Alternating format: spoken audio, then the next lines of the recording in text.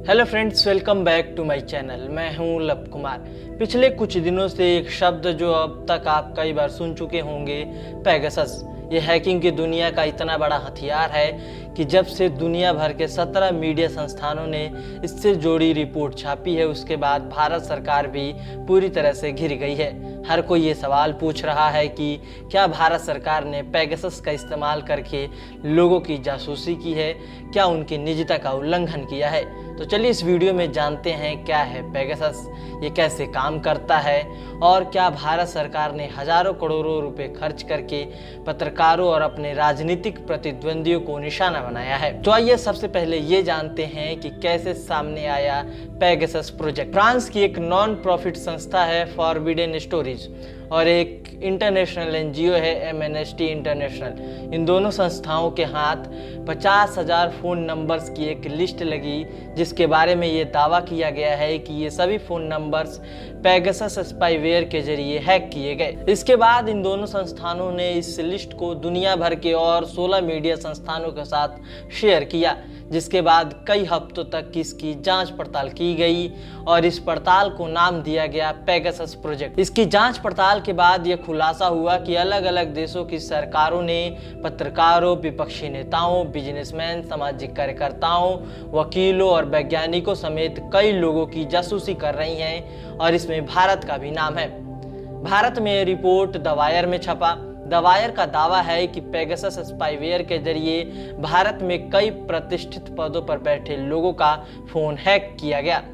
जिन लोगों की जासूसी की गई उनमें 300 भारतीय लोगों का नाम शामिल है, जिसमें पत्रकार, जज, विपक्षी नेता, वकील, यहाँ तक कि भारत सरकार के मंत्रियों तक की भी जासूसी की गई, जिसके बाद बवाल मच गया। ऐसे में ये सवाल उठता है कि क्या है पेगासस और ये कैसे काम करता है। आपने डेटा लीक होने की खबरें तो बहुत सुनी और पढ़ी होंगी। इस कंपनी का डेटा लीक हो गया, इतने लाख लोगों का डेटा लीक हो गया, वगैरह वगैरह। ये सारे काम किए जाते हैं सॉफ्टवेयर के जरिए और इन सॉफ्टवेयर को कहते हैं मेलवेयर। और यही मेलवेयर जब किसी फोन, कंप्यूटर, टैबलेट में डाल दिया जाता है, तब ये मेलवेयर उस डिवाइस पर कब्जा कर लेती हैं और सारी जानकारियां निकाल लेती है।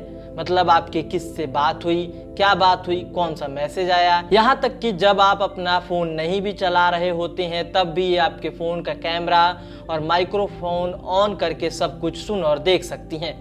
और ऐसा ही दुनिया का सबसे खतरनाक मैलवेयर है पेगासस, जिसे इजराइल की एक कंपनी एनएसओ ग्रुप ने बनाया है। ये मैलवेयर इतना खतरनाक है कि इसको आपके डिवाइस तक पहुंचाने के लिए किसी कैरियर जैसे ईमेल, वेब लिंक या मैसेज की भी जरूरत नहीं पड़ती।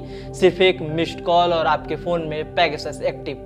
फिर ये कॉल डिटेल को भी हटा देता है, जिससे ये भी नहीं पता चलता कि आपका फोन हैक हुआ है। इतना ही नहीं, पेगासस व्हाट्सएप और अन्य मैसेजिंग ऐप्स के चैट को भी पढ़ सकता है, जो ये दावा करती हैं कि वो एंड टू एंड इनक्रिप्टेड होते हैं और कोई तीसरा आदमी इसे नहीं पढ़ सकता। इतना ही नहीं, ये आईफोन में भी वैसे ही काम करता है जैसे किसी एंड्रॉयड फोन में। वहीं पेगासस के बारे में ये भी कहा जाता है कि अगर कोई अपना फोन फॉर्मेट भी कर दे तब भी ये फोन में से नहीं निकलता।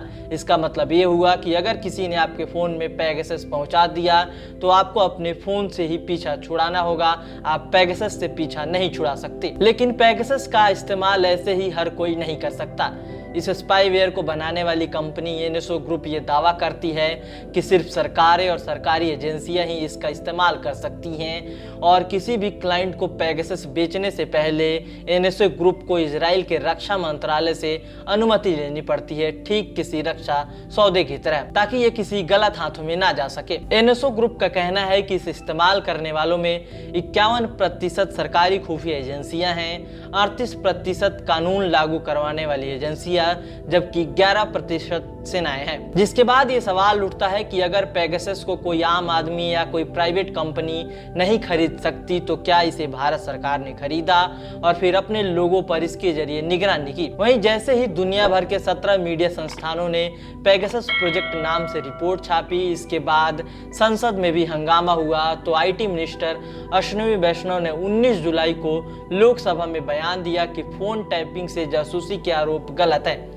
लीक डेटा से जासूसी का कोई लेना देना नहीं है। फोन टैपिंग को लेकर सरकार का प्रोटोकॉल बेहद सख्त है और डेटा से ये साबित नहीं होता कि सर्विलांस किया गया है। लेकिन आईटी मिनिस्टर अश्विनी वैष्णव ने ये साफ साफ नहीं कहा कि भारत सरकार निगरानी रखने के लिए पेगासस का इस्तेमाल करती है या नहीं। यहाँ पर एक बात और मैं आपको बताते चलूं कि पेगासस प्रोजेक्ट में जिन भारतीय लोगों का नंबर सामने आया है उसमें अश्विनी वैष्णव का भी फोन नंबर है, यानी उनकी भी जासूसी हुई है।